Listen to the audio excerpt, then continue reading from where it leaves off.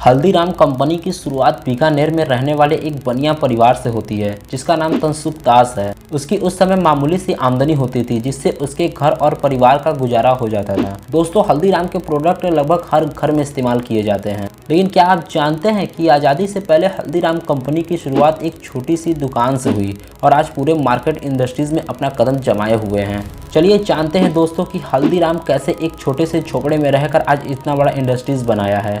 लेकिन उससे पहले वीडियो को लाइक करके चैनल को सब्सक्राइब कर लें। आज़ादी से तकरीबन 50 से 60 साल पहले तनसुख दास जी अपने परिवार की जिम्मेदारियों को पूरा करने के लिए संघर्ष कर रहे होते हैं और उनके संघर्षों से सिर्फ परिवार का पेट भर पाता था।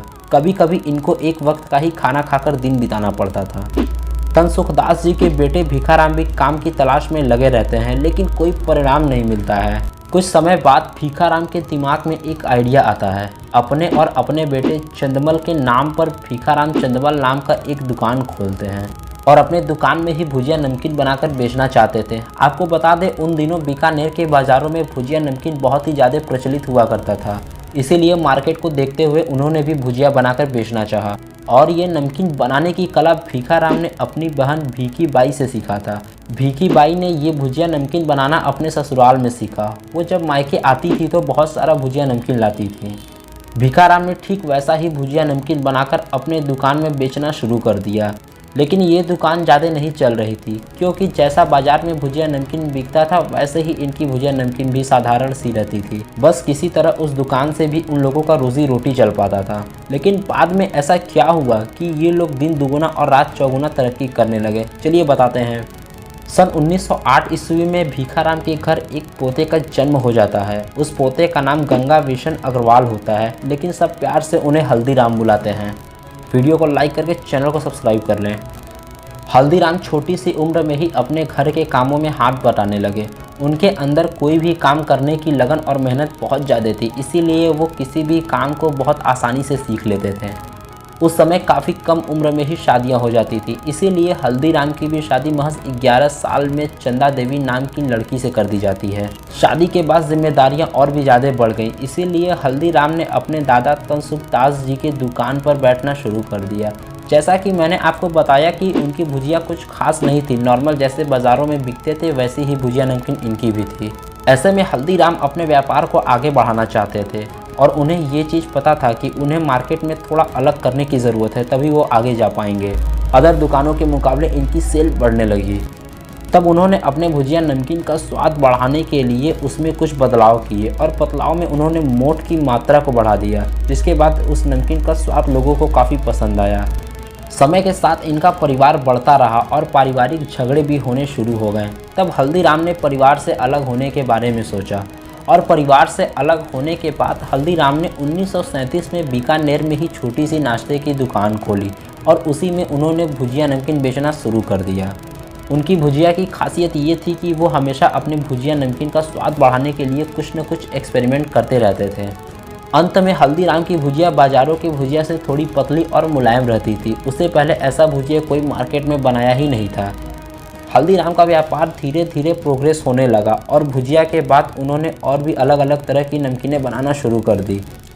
तब उनके दुकानों के सामने भीड़ लगने लगे, क्योंकि उनका नमकीन सबसे अलग स्वाद का था बाकी लोगों के नमकीन के मुकाबले। धीरे धीरे उनके प्रोडक्ट की मांग बढ़ने लगी, लेकिन इतना के बाद भी वो अपने नमकीनों का स्वाद बढ़ाने के लिए एक्सपेरिमेंट करते रहते थे।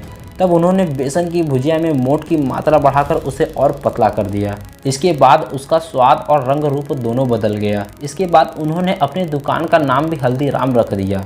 उन्होंने अपने भुजिया का नाम भी बदलकर बीकानेर के महाराजा डूंगर सिंह के नाम पर रख दिया, जिससे उनके नमकीन की लोकप्रियता और भी ज़्यादा बढ़ने लगी। साल 1941 में हल्दीराम अपने व्यापार को आगे बढ़ाना चाहते थे। एक बार वो कोलकाता के एक शादी में गए थे, साथ ही अपने साथ वो भुजिया भी ले गए थे। वहाँ पर हल्दीराम के रिश्तेदारों को उनकी बनाई हुई भुजिया बहुत ही ज़्यादा पसंद आई। उन लोगों ने हल्दीराम को कोलकाता में एक दुकान खोलने को कहा, तो हल्दीराम को ये आइडिया बहुत पसंद आया, इसलिए उन्होंने कोलकाता में एक ब्रांच खोल दी। उसके आगे उनके पोते शिव कुमार और मनोहर कुमार ने उनके बिजनेस को आगे संभाला। उन लोगों ने हल्दीराम के कारोबार को पहले कानपुर, उसके बाद दिल्ली तक ले गए और साल 1970 में पहला स्टोर नागपुर में खोला गया। वहीं साल 1982 में दूसरा स्टोर दिल्ली में खोला गया और दोनों जगहों पर मैन्युफैक्चरिंग प्लांट बैठाए गए। इसके बाद पूरे देश में हल्दीराम के प्रोडक्ट बिकने शुरू हो गए। हल्दीराम का ब्रांड समय के साथ और ज़्यादा तरक्की कर रहा था और साल 2005 में हल्दीराम का प्रोडक्ट अमेरिका में निर्यात होना शुरू हो गया। लेकिन साल 2015 में अमेरिका ने हल्दीराम के निर्यात पर रोक लगा दी। उनका कहना था कि हल्दीराम अपने प्रोडक्ट में कीटनाशक दवाइयाँ मिलाते हैं, लेकिन ये सरासर झूठ है। लेकिन इससे हल्दीराम को कोई फ़र्क नहीं पड़ा। उन्होंने अपने प्रोडक्ट की मैन्युफैक्चरिंग जारी रखी।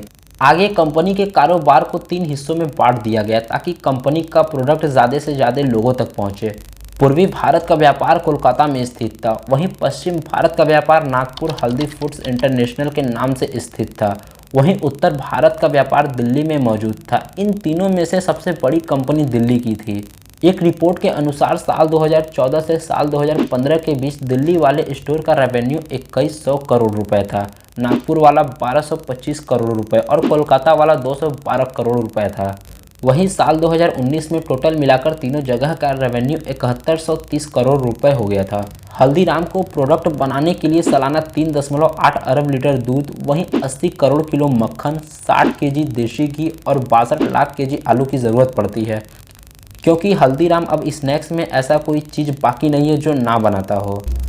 इसी एक्सपेरिमेंट की वजह से दोस्तों हल्दीराम को अभी तक कोई अदर कंपनी टक्कर नहीं दे पा रही है, चाहे बीकानो, बीकाची या परिवार ही क्यों ना हो। उनके जैसा स्वाद और उनके जैसी क्वालिटी अभी तक किसी नमकीन में नहीं मिली। इसीलिए आज भी हल्दीराम भारत में नंबर 1 पे है।